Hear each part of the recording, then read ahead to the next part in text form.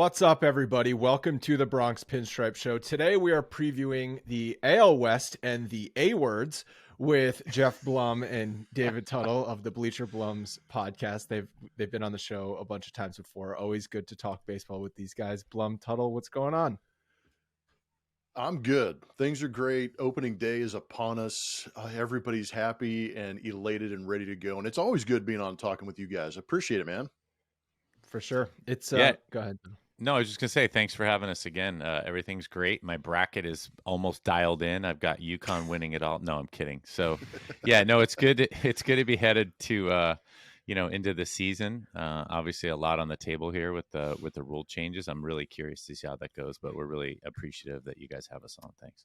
We've been doing preview episodes covering, because now with the balanced schedule, every team's going to play everybody. So we just wanted to get all opponents from across the league. So we've done a lot of preview episodes so far, and I've asked everybody what rule change you're most looking forward to this year. Tuttle, I'll start with you. Which one are you most looking forward to? Yeah, that's great. You're as a pitcher, so Jeff and I have tried to, differentiate a little bit hitter pitcher on our podcast, and we stick with that. So from a pitcher's perspective, I'm looking forward to the no shift. I thought the commercial was funny with Snell and Tim Anderson from the White Sox. I don't know if you guys saw that, where he won't go on the other side of the base to get the ball.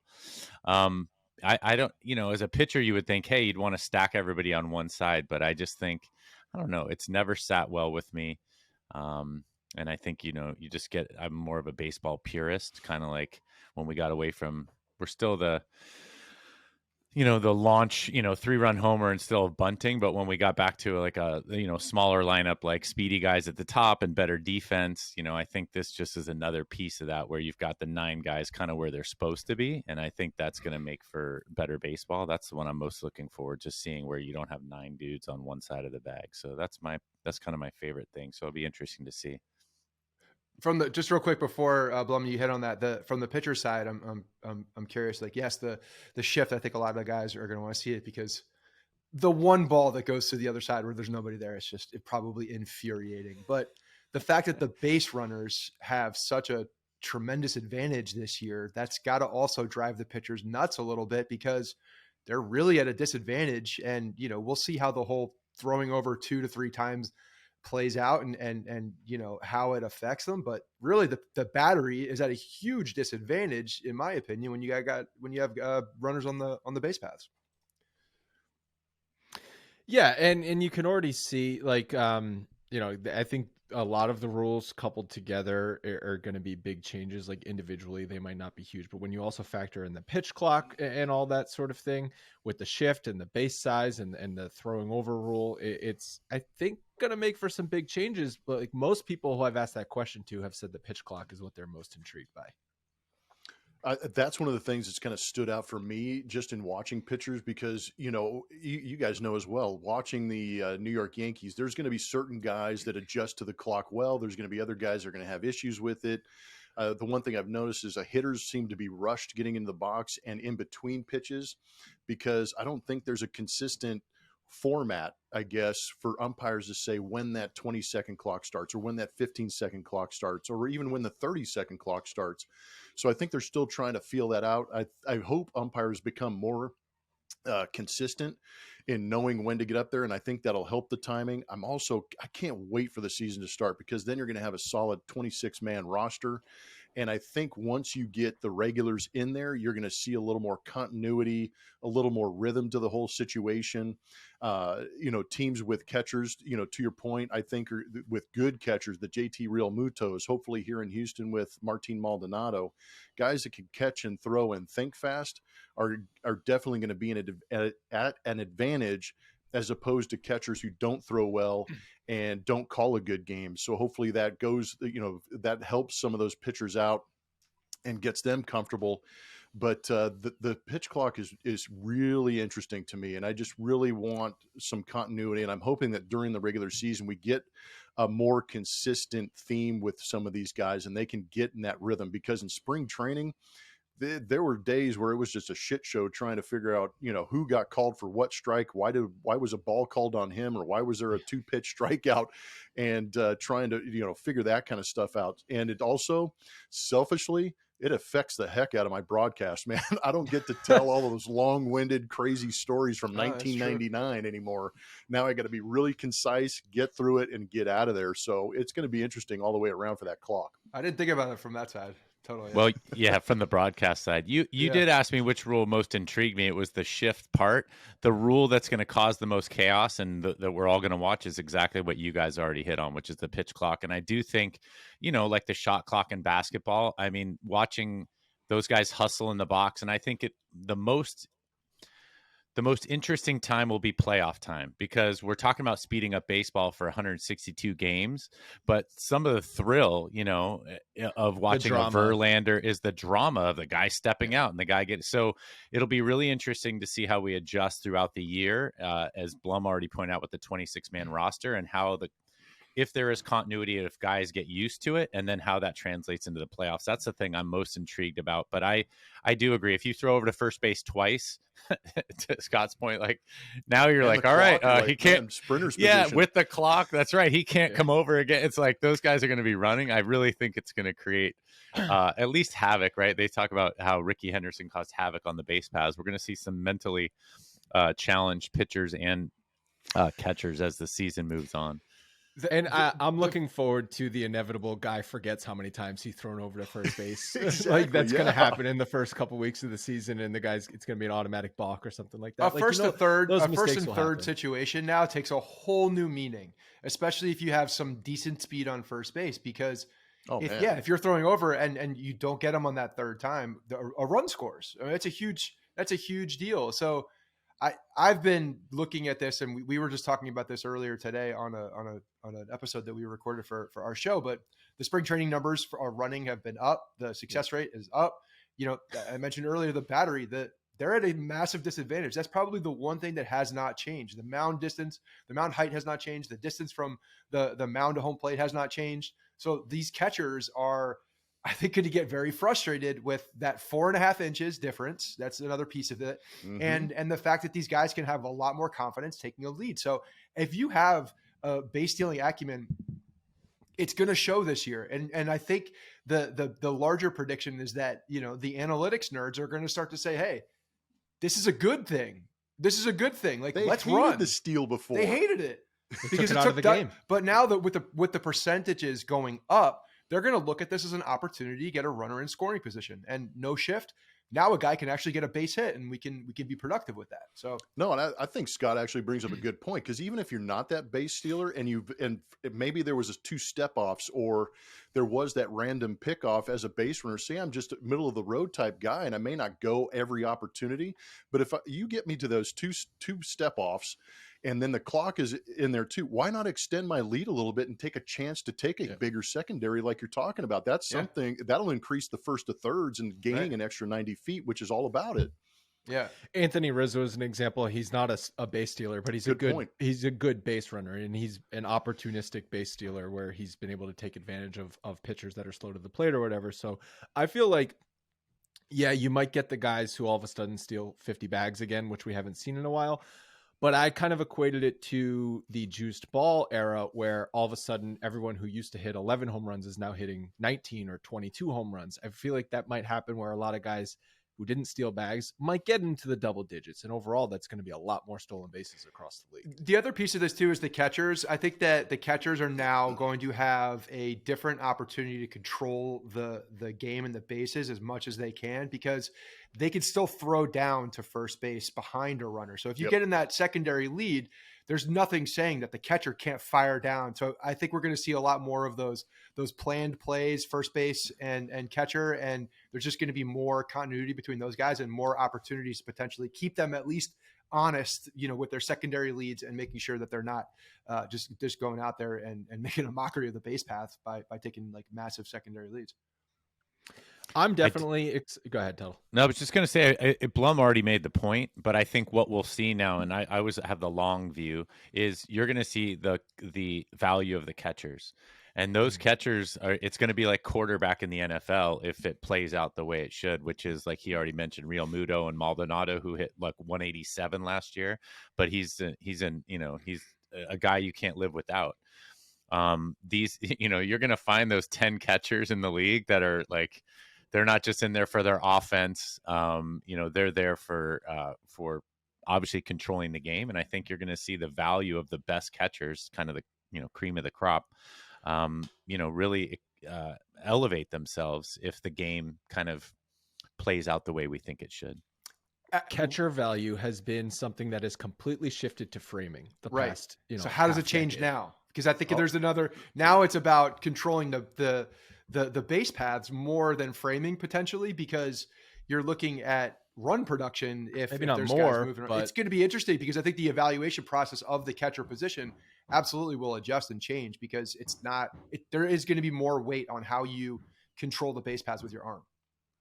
And the ability to call the pitch immediately and get in position to make those plays. But, at the same time, I think using that back pick like you're talking about will also give the pitcher a couple of extra seconds before he gets the baseball to kind of breathe a little bit, take his time, and watch catchers trying to manipulate that clock a little bit.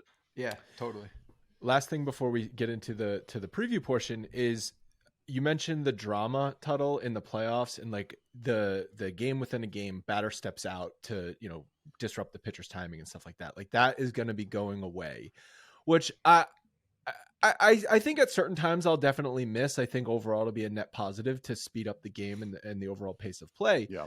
But like you guys as a pitcher and a hitter, how much did you, like Blum, how often were you like, I'm going to step out purposefully here, maybe take a lap around a lot?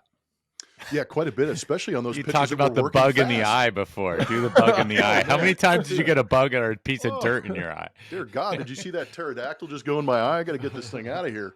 I tie a shoelace. There's all kinds of tactics that you can do, but at the same time, the guys that really disrupted me as a hitter were the guys that were working fast. I felt like I was just overwhelmed, and my mind couldn't catch up with my body. He'd make a pitch, and I'd like to step out and kind of take a deep breath, regroup, understand why he threw that pitch, and maybe anticipate the next pitch. And talking to guys like Kyle Tucker and Michael Brantley, a little more cerebral than guys that can just react, is they both mention the fact that there are moments in those at-bats where you want to step out, take your breath, obviously go through your routine, but at the same time, the wheels are turning a little bit and you're trying to think about what's going to happen in that at-bat. And that's where you kind of lose that ability to slow the game down a little bit. But yeah, I would step out all the time on guys that were working fast or guys that got in a rhythm. You'd step out a couple of times and be like, man, I'm going to take a break here. You're not going to be able to do that anymore. And one thing I've noticed in some of the broadcasts we've had in spring training, and you guys may have noticed it too in watching the games, is I've seen a lot of guys when they get to 2 strike counts actually use the timeout as a hitter. So I feel like a lot of these hitters, their game plan is, I'm going to battle, but when I get to 2 strikes, I may take that timeout and try and regroup, gather, and slow the at bat down in the 2 strike counts. So you've got to be a little more, diplomatic about when you use those timeouts. But yeah, I use it all the time. I was trying to slow things down as much as I could because my skull, I needed a little extra time. Did you ever face Mark Burley? Because I feel like he was one of the fastest workers. Hey, dude, you know what's funny about Burley is I have faced him, and I mean, he would just bury cutters every 10 seconds in on my hands. But when I played with him in 2005, there were moments where I was just standing there flat-footed. I probably should, I can say it now, but when I was playing, I'd be standing there flat-footed and be like, "Oh, damn, he's throwing the pitch," and I'm not even close to being ready defensively. Yeah, and pitchers certainly can use that to their advantage that are comfortable working quickly. Like we were talking about Nestor Cortes before we started recording. He's one of the reasons he was effective last year is disrupting timing of hitters, whether it's with like an extra pause in his motion or just a quick pitch or things like that. And guys who are able to do that and control the pace of the at-bat, I think definitely have an advantage. But now it's more standardized and it'll take guys time to adjust to that. But like we've even seen, there was a news that came out last week that umpires can give hitters extra time if they have a big exertion on swings, right? Yep. And so like you see a guy go down to one knee or something. But like, what's the line there? Like, what constitutes as big exertion, right? Thing. Like, do you literally have to fall down because our guy's gonna now like fake bug in the eye, fake fall down on a swing to get some extra time? Like, how far are we gonna push it here? Hey, we all know that. Creating loopholes, shall we say, or pushing the limits is always going to be something. Yeah, you're right. If I take a swing, I'm going to go down to a knee and go, whoo, That was a big one. I need some time. And Tuttle, for you as a pitcher, like, it's taking an extra time behind the mound, throw the rosin bag up and down a few times, like whatever you got to do to pause the game or whatever. Yeah, no, I do think that's going to be, they don't know what they asked for, and this is why I keep comparing the regular season to the playoffs. The 162, I mean, Blum and I talked about this on our season preview and rule change podcast. Beer sales, right? That's what it's all about. You're an hour and 45 in, they're at the 7th inning and beer sales get cut off, and now the owners are losing revenue. I mean, there's so many aspects to this. So speeding up, to your point, if you guys are heading to the game, season ticket holder, and you go into a game as a fan, a true fan of the game, and your peanuts and beer and you're watching, it's great. I mean, you want it to be, you don't need a 4-hour slog on a Tuesday night when, you got to go to work the next day. So I think from a fan's perspective, we all agree that it's kind of going to be a positive, a net positive. I think you pointed out, Andrew, it's a net positive throughout the season. I just think when, you want to be the world champion of something, kind of how pitching and defense kind of takes priority in the playoffs for the NBA, for the NFL, and then, for the, for all sports, I guess. And I just think that that's where the rubber will meet the road. And, so yes, you can get the bug in the eye less during the season, and you can kind of speed up your pace of play. And, some guys will probably complain about it, but I think a month into this thing, we'll have it kind of leveled out. It'll be adjusted. Everybody will work well, but I would like to see how well that's enforced during the playoffs. I mean, I think Blum and I use the analogy of golf, right? Where they're like, speed it up, but round 4, it's the Masters, $2 million on the line or $10 million on the line. You're going to take a little longer to make sure you're going to hit that putt appropriately. And I do think that is going to, I don't know, it's going to create some challenges once we get to that level and the high intensity or the high leverage, as we like to say. So from we see that in every sport, though. Yeah, every sport. There's leniency at the end of games. There's to let the guys play. Yeah, in the Super Bowl, right? Like the big discussion this past Super Bowl was like, how do you make that call in that game at the very end when you haven't called it all game? And like that, they ended up doing that. But like a lot of times we see the refs let their flag, keep their flags in their pocket, or at the end of a half. No, I agree, but I think that's a subtly different thing, which is that happened last weekend in the tournament. They were saying, well, that's a foul, and what the players or former players complain about is just the consistency. We want that in baseball. I don't care if you're calling the ball 3 inches off the plate, just do it every time all game long. That's all. And then I can adjust to that, but don't do it half the time. And I think that's the complaint, where at the end of the game, if you're calling a pretty physical game and you're letting guys scratch each other and claw and elbow, then just let them do that at the end of the game. And I do think when you see, and I think Blum agrees with this too, but high leverage at bats, high leverage innings, as long as it's consistent. And I do think it'll be really hard in the 7th inning of Game 6 of the World Series to be like, and the clock is right there for all to see. Like, all right, that's a ball, and you're going to walk a guy. I mean, you have to enforce it. And if it's that way all year, I just think that's where we'll see a lot more, scuttlebutt and a lot of more emotion tied to these rule changes. So, it's going to affect hitters and pitchers, but we'll see how it goes throughout the season.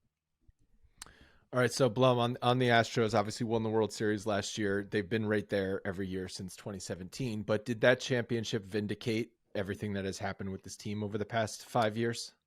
It really felt that way. Just going through the season, watching everything with these guys, having, broadcast their games over the last 10 years and understanding what happened in 2017 and finally getting back on the road after all the news broke and realizing the vitriol that's out there and the hate that comes their way.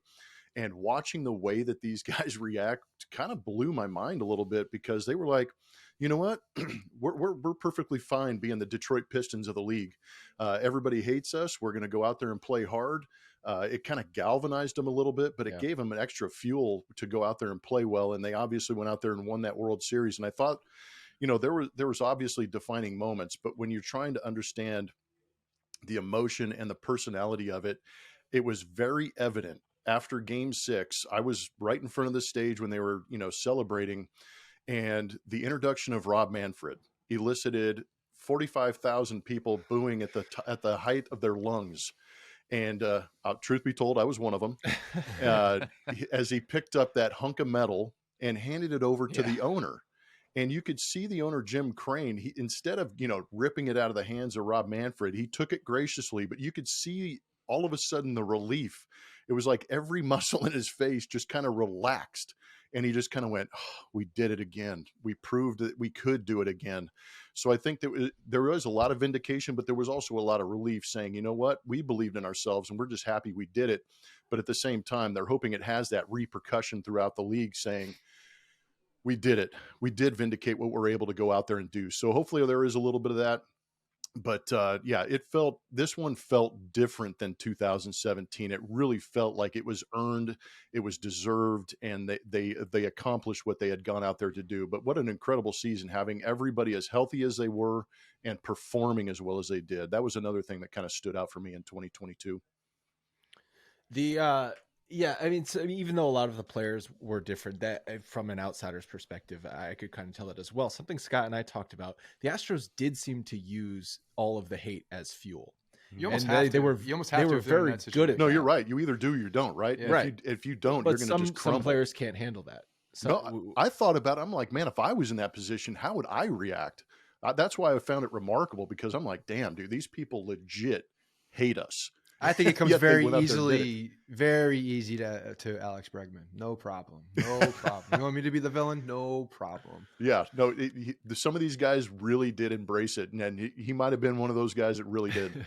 Yeah. Still does. Well, Yeah, I do think we don't forget, but I do think when you start looking at team sports in general, and Jeff and I, of course, covered this extensively on our Bleacher Blums podcast, but it galvanizes a team. And like you said, maybe individuals can't handle it, but there is that us against them mentality. And I think in baseball, especially, I mean, any sport, working your way up, but if you come through the minor leagues and you're one of the chosen ones to get on that 25 formerly, but 26-man roster, and you guys just are playing, I mean, obviously the talent is there. You need all of those things, talent, chemistry.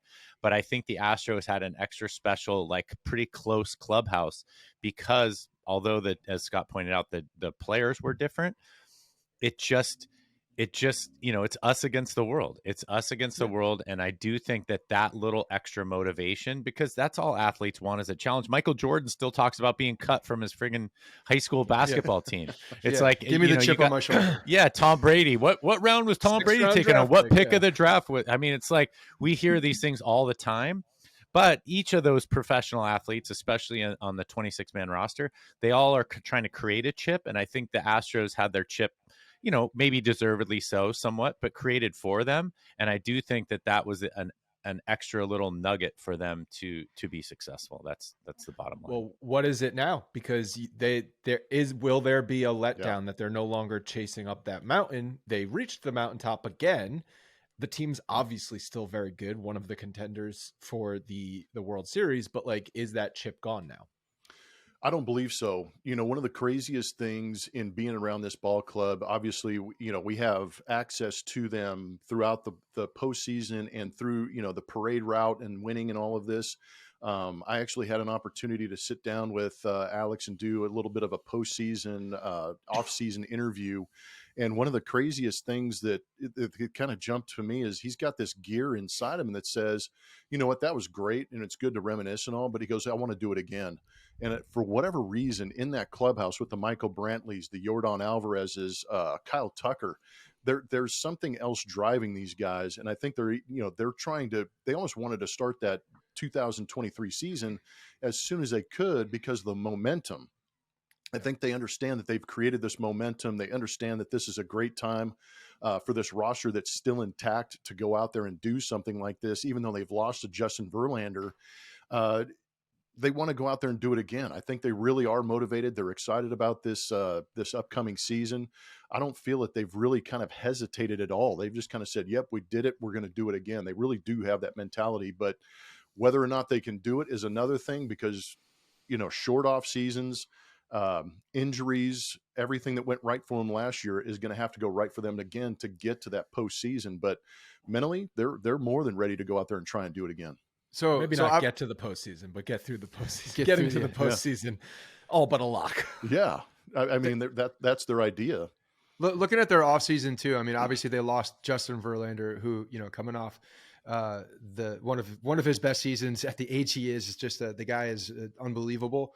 But losing Verlander is a massive deal, and then I think what was one of the more underrated moves is bringing in Jose Abreu. It's another power bat that just makes that lineup extremely scary. What do you see as deficiencies, or are there not from a Verlander loss? Like how are they filling these the void of a Justin Verlander at this point? Well, you know what? When there was talk about Justin Verlander possibly leaving and going out in free agency to another ball club, I think the idea was you had Framber Valdez, excuse me, and Lance McCullers Jr. as your 1A, 1B.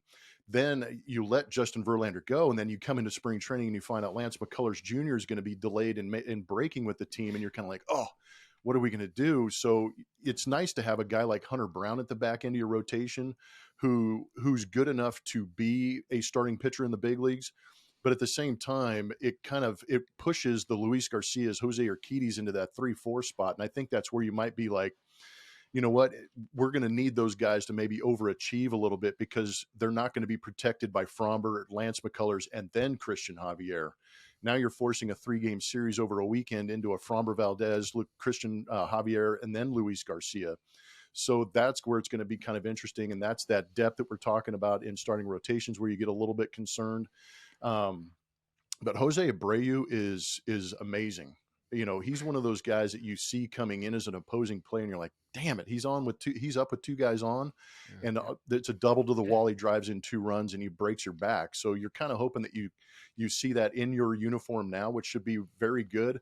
The power numbers were down for him last year, hitting 15 home runs, but then you put him in the juice box at Minute Maid Park and you say, okay, maybe we get 5 more out of him, and he becomes a 20 home run guy. He's been a perennial RBI guy, and now he's playing for a team that is high on base percentage, runs the bases aggressively, and you put a guy like Jose Abreu who hits 300 in his career with runners in scoring position, and you immediately can kind of assume that he's going to be a 80 to 100 RBI guy. And I think that's where he actually makes the lineup that's good that much better. But if you were looking at weaknesses, it'd be center field and maybe that bottom third of the batting order for the Astros for sure. Yeah, well, with first base, I know Yuli Gurriel had a good postseason, but he had a terrible regular season last year. I think his OPS plus was 84. I was looking up, and you're slotting in Jose Abreu, who is going to be a 120 or better guy. So like right there, that's a massive upgrade. But the bottom of the lineup, obviously Altuve also missing the first few months of the season. How are they going to bridge that gap until he's back? That's going to be interesting because you've got 2 options in Mauricio Dubon, who's kind of that all-around utility guy up the middle, can play center, short, moved over to second base. And then you also have a guy named David Hensley who got some World Series at bats as a rookie last year. But the difference between those 2 guys is one is defense, one is offense. And Hensley is the offensive guy. He puts together a great at bat. He's 6'6", takes pitches, has power. But defensively, the stigma with guys that are over 6 feet tall playing the middle infield is they've got slow feet and they have limited range. And unfortunately, I would say that Hensley is that guy at 6'6". He can play a competent second base, but in this day and age, with the shift being removed, you're going to have some athletes up the middle covering some ground, and Hensley's not going to be that guy. So he may be a guy that does not play when a Hunter Brown is pitching, who's a ground ball guy. Definitely not when Framber Valdez is pitching, because he's 60% ground ball rate, which is off the charts. So you're going to need guys playing defense, and that's where Mauricio Dubon, you may sacrifice a little bit of offense to get more range and a little bit better defense at second base. So those are going to be the 2 options, are Dubon and Hensley. Yeah, 6'6" is definitely a big second base. Like DJ LeMahieu's 6'4", and like he's a big second baseman. And he's been a great second baseman throughout his career. But then we've also seen him now as he's approaching, mid 30s, he's been banged up a lot. So yeah, it's just one of those things. You don't want that Ryan Sandberg guy, the errorless second baseman, but he can't get to anything, right? As they started doing, like you said, or the that rating of your defense. 90s shortstops that where everybody was 6'2", like Derek Jeter and A-Rod, and just sprinting all over the place. So those guys there's not too many of those guys left. Yeah. Speaking of shortstop, I thought what Jeremy Pena did last year was amazing for the team. How does he follow up his very impressive rookie year, obviously World Series MVP? What can he improve on going into his second year? Everything for Jeremy Pena is going to be consistency and not, as good as he is and all of the accolades he got, not resting on those and saying that's as good as I'm ever going to be. If he believes that's the case, then he's not going to be as good as he was in 2023. He was a roller coaster ride at the plate, but he was very consistent at shortstop, played a great shortstop, won the Gold Glove in the American League. So I think that, he's going to have to develop the mentality of, I'm good, but how do I continue to get better? Or how do I maintain what I had in 2023? And fortunately, he has guys around him with the Alex Bregmans, the Jose Altuves, bench coach, Joe Espada is going to really be on him to continue that greatness. So I'm not worried about that. But offensively is where I want to watch, or where you should watch Jeremy Pena, because he had a lot of adjustments to make early in the season, swung at a lot of sliders off the zone, chased a lot of pitches, but in September made a slight adjustment with the leg kick and got the foot down a little bit earlier and kept his head still. And he started to see the ball better, laid off pitches out of the zone, and became that guy in the postseason that won ALCS MVP, World Series MVP, and really became a weapon. He needs to maintain that. He needs to be consistent, but I'm really curious to see how pitchers start to attack him in 2023 and try and expose maybe some weaknesses that they found in 2022. Yeah, I noticed he had a sub 300 on base percentage, which obviously isn't ideal. Yeah, I mean, with Anthony Volpe being promoted to the majors for the Yankees rookie shortstop, like kind of comparing like what can he do in his rookie season. Like I was looking at Pena as like an example. I don't know that they're the same player, but the adjustments that Pena had to go through, I expect Volpe to have to go through as well, as pitchers get more film on a guy and just attack them differently. Like, there's always the classic, midsummer slump when a pitcher has, there's now 300 at bats on you, and now they can attack you a lot differently than just with fastballs. Yeah, but you guys can also speak to the fact too, and this was what happened with Jeremy Pena, is they were comfortable bringing him up and inserting him in that lineup because there was so much protection. Yeah, and it's not that there wasn't expectation, but the expectation wasn't to carry the team or produce as much. But that might be the same way with Volpe, right? Is he'll move in, play shortstop, show your range, show your skill, and then surprise us every once in a while with the bat in that lineup, and that'll be a great fit. That's what you have to bank on as the Yankees. Like they did, I mean, in the ALCS against the Astros last year, there was a different starting shortstop in all 4 games. You can't be a championship caliber team with a new shortstop every day. No. And I will say one thing to that with the Yankees, especially. I mean, they talk about being in the New York media, but really what any good athlete does mentally is control the controllables. And the reason that they're inserting him in the lineup, whether it be Volpe or Pena, and Pena, everybody last year talked about him filling Correa's shoes. And I think what made Pena successful is he wasn't trying to fill Correa's shoes. Volpe has to come up, be himself, whatever got him to the big leagues, probably defense at this point, maybe some hitting as well. And hitting, for average and power is great. But to Blum's point is if you have protection in that lineup and they put you in that spot, do what you do well. Pena was very consistent last year, as we pointed out already, winning the Gold Glove. He was a defensive stalwart out there. He knew what got him to the big leagues, and then he made adjustments and improvements at the plate. And I do think for Volpe, especially with the New York media and that kind of environment, do what got you there. If he's calm and has the support of his teammates and starts out successfully, playing defense, then everything else will come with that. I mean, they would not to just, to be the starting shortstop of the New York Yankees in the big leagues is burden enough. Just do what got you there and you'll have the support of your teammates. And, hopefully he improves throughout the year. He's going to get pitches too, even early on. He's going to get pitches. There's going to be protection. He's probably going to be hitting in the 8 or 9 spot. And, looking at what he's going to get, he'll probably see more pitches. This was part of the argument of like, hey, bring this kid up. It's time in AAA or in the pros. You're probably going to see better pitches, more fastballs over the plate when you're batting 9 behind, with Aaron Judge and LeMahieu and Rizzo and those guys in front of you. Like the pitchers are going to attack this kid. So it's really, for me, when I'm looking at him, it's about plate discipline, total, like you said, playing defense and making sure that that's not a narrative that people are looking at, because there is another guy that is a highly touted prospect who's a better defender. But Volpe's going to have opportunities to smack the ball around as long as he can stay, controlled and not leak over the plate and chase. All right, so let's touch on the rest of the division. The Mariners finished well behind the Astros last year, but they did break their playoff drought. So good for those Seattle fans. How do you see? Good for the expanded playoffs. Yeah, hey, the playoffs are the playoffs. Do you think that the gap was closed at all between the Mariners and the Astros this offseason? No, I do. I think it's shrunk up a little bit, and I do think it's paramount that they get off to a great start because you've already mentioned Altuve's injury. Brantley is on the shelf, and so is Lance McCullers Jr. So there's a real opportunity, even though that it's not a weak Astros team. It's definitely a team that you can kind of maybe ambush a little bit early on in the season. So the first 2 months are huge for the Seattle Mariners. I do believe that they are the most competitive team in that American League West, even with the additions that the Rangers made with DeGrom and Eovaldi coming over. They're trying to bolster their pitching staff. The Angels, if healthy, are going to be a vaunted offense to try and face, but I'm not sure I'm going to have to see more from their pitching. But the Seattle Mariners have made a conscious effort to go out, trade for guys, lock guys up. The acquiring Luis Castillo was a great move, and then signing him long-term was brilliant. To affordable extension too. Really, I mean, considering how good he is, I'm with you. I was like, dang, man, that would have been real nice for us or somebody else to have other than the Seattle Mariners. But, they took advantage of that, signed him up. Logan Gilbert's kind of coming into his own. Who is it? Kirby, the young right-hander, throws a crap ton of strikes and looks very effective in doing so. But I think the addition, I think the wild card for them is going to be Teoscar Hernandez. Can his power translate from Toronto to Seattle, where the ball has a hard time getting out of the ballpark?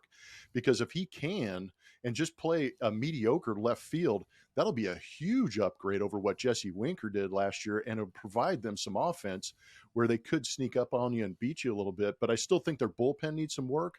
But they've definitely kind of closed the gap, but I don't think they have enough to get past the Astros, to be honest.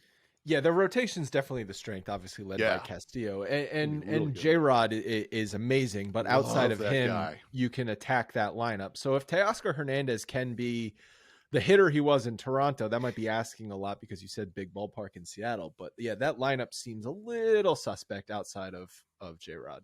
Yeah, They're also Rodriguez, AJ one of my Pollock favorites. He's a blast. He's so much fun to watch. He's so good for the game too, and he just looks like he's having an absolute blast out there.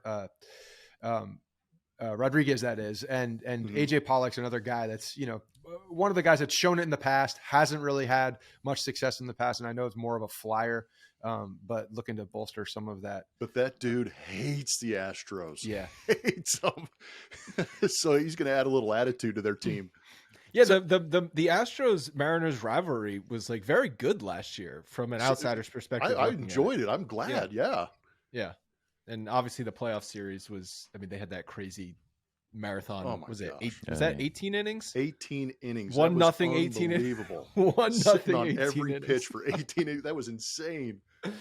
Yeah, I think from a fan's perspective too, you can look at the Mariners like where the Astros were maybe 8 years ago, 7-8 years ago, and I think that that's always the thing where the Astros went from a 100-loss team to a 100-win team, right? And you have the Mariners kind of doing the same thing, and they're just not there yet. But I think that does enhance the rivalry, to your point, which is the Astros are holding the seat that the Mariners want, and whether they can get there or not depends on the factors that we already pointed out. So that'll be really interesting because that rivalry was definitely, watching those games last year, I mean, those were some of the best games I saw all year.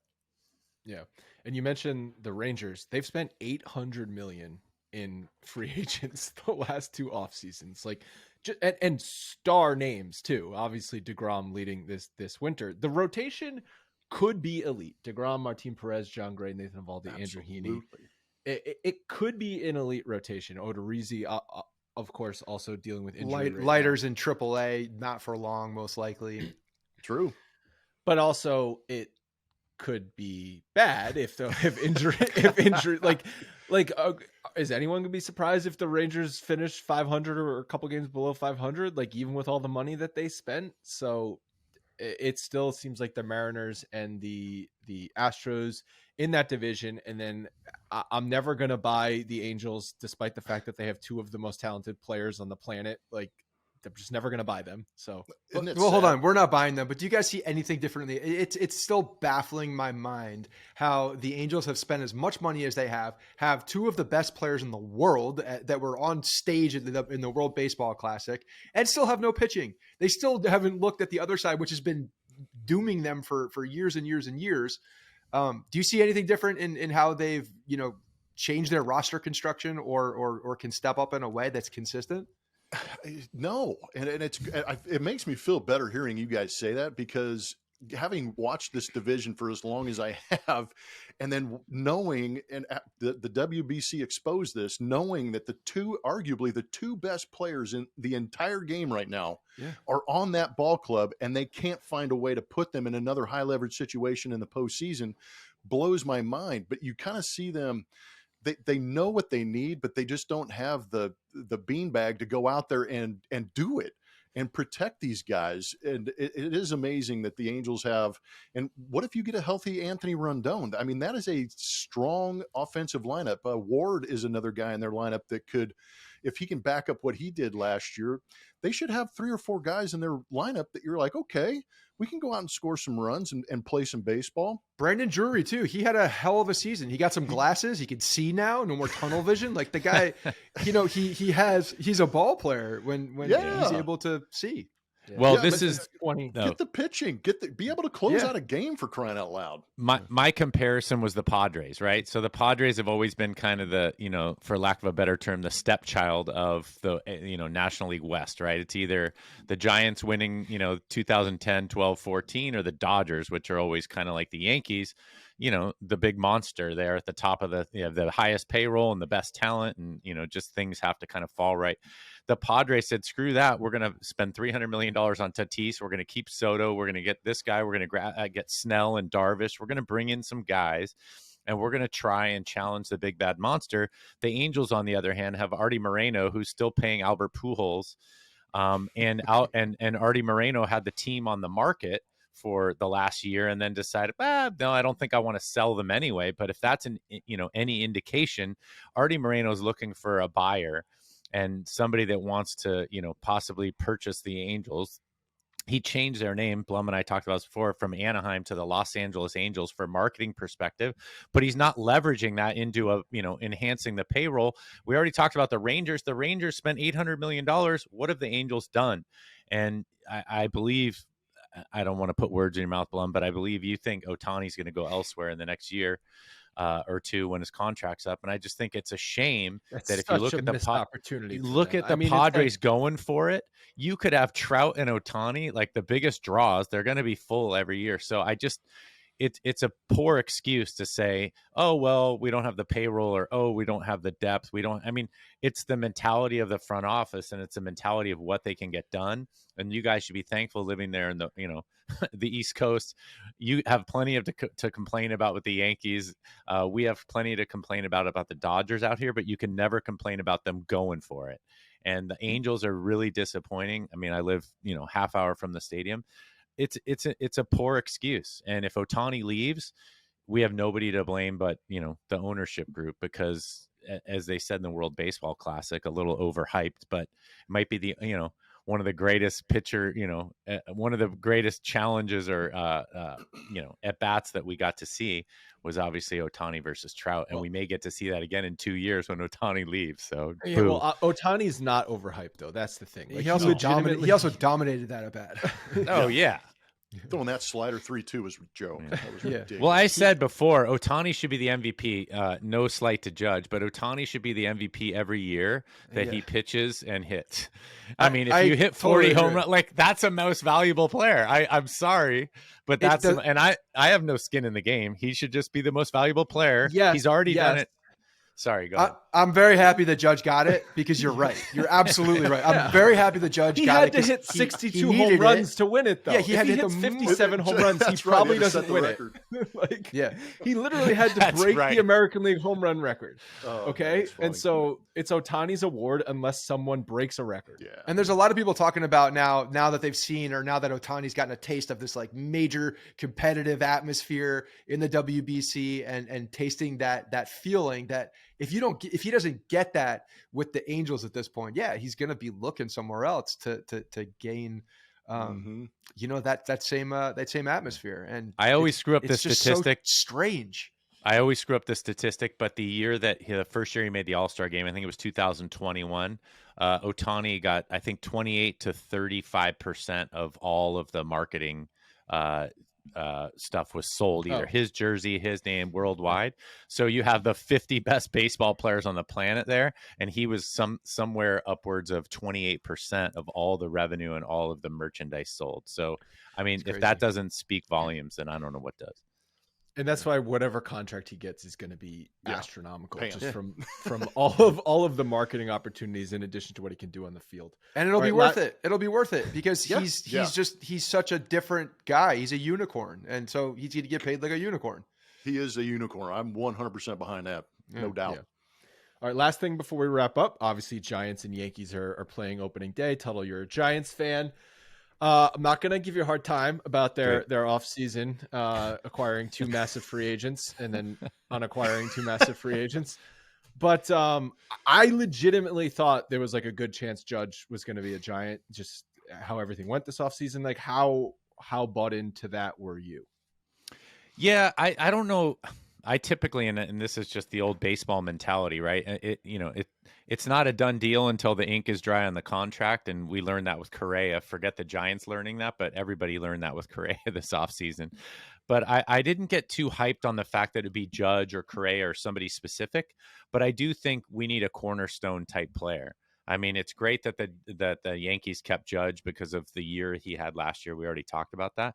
But the Giants do need a Correa or a Judge or an Ohtani. Maybe Ohtani is going to be the next mix if he, becomes a free agent. They need a guy like that, and they didn't get it, and it's disappointing. And 2 years ago, I was a little bit more apt to sing the praises of Gabe Kapler, who was a little bit, speaking of a unicorn, I don't know if he's welcomed into the manager fraternity as well as some of the others. He's a little bit of a unicorn, has a little bit of a different style, and it was successful in Buster Posey's last year. But as Belt leaves and Brandon Crawford gets older and, obviously Buster Posey retired, the Giants are in a tough spot. So, I mean, I expect them to be battling with the Rockies this year for the back end of the National League West. And until we have that opportunity to get a cornerstone, I will say, like typically they play hard. I mean, as expected, and maybe they'll finish a little bit higher than the Angels that we already talked about, because I do think the ownership group has winning on their mind. I just don't see it this year or next year. But we'll see how it shakes out. So it is disappointing. But it's funny, as a fan, I don't put a lot of stock in which guy it is, whether it have been Judge or Correa or whomever. But they do need a cornerstone type player. They do need to make a splash, and they haven't done that, and it's disappointing as a fan.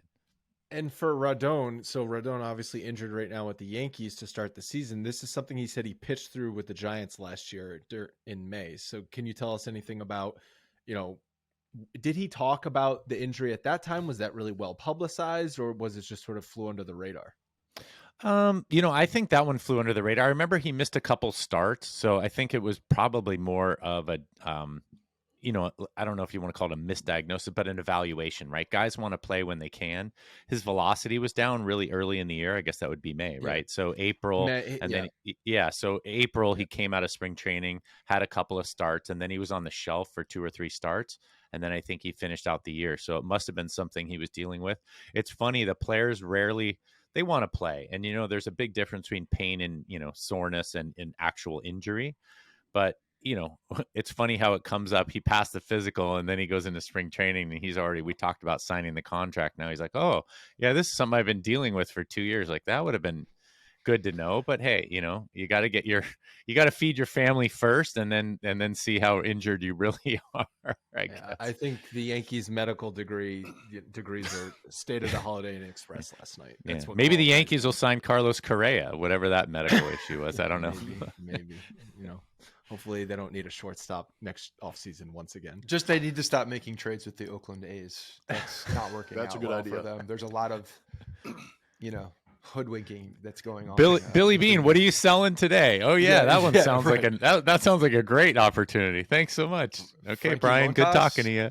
Yeah. Yeah, gets popped for steroids, then comes back as a shoulder injury. Sure, let's take him. That's just good. Everything's fine. No problems. Dang it.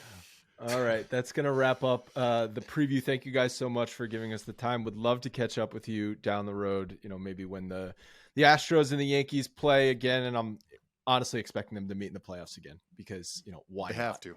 They have to. Yeah, They have to. The Yankees have to It's exercise too their good for demons. TV. I was hoping, honestly, Blum, you were going to say, oh, yeah, the chip is no longer on their shoulder. They're going to just coast this year. They're not going to be pains in the asses. That's what I honestly anticipated, them being, you know what, we got our 2, we're going to chill out and just kind of collect paychecks. But now, these guys are pissed. I don't get it, man.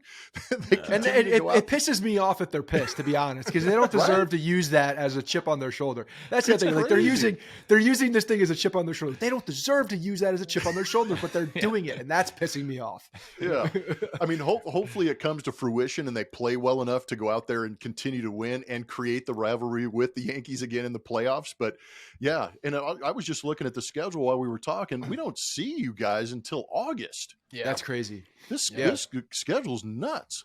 It is nuts. You know what? The Yankees, for this to be a rivalry, the Yankees do have to play in the playoffs against Houston, and they have to beat the Houston Astros in the playoffs for them to move forward. It's got to be. No, that would be a big step. Yeah, I agree.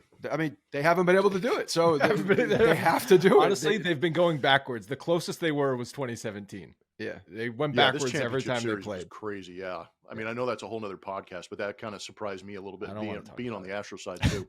He doesn't want to guys. Hey, thanks for giving me some Giants time. I appreciate it. Of course. Good being on with you guys too. Thank you. Yeah, definitely go check out the Bleacher Blums podcast if you guys haven't already done so. We'll talk to you guys later.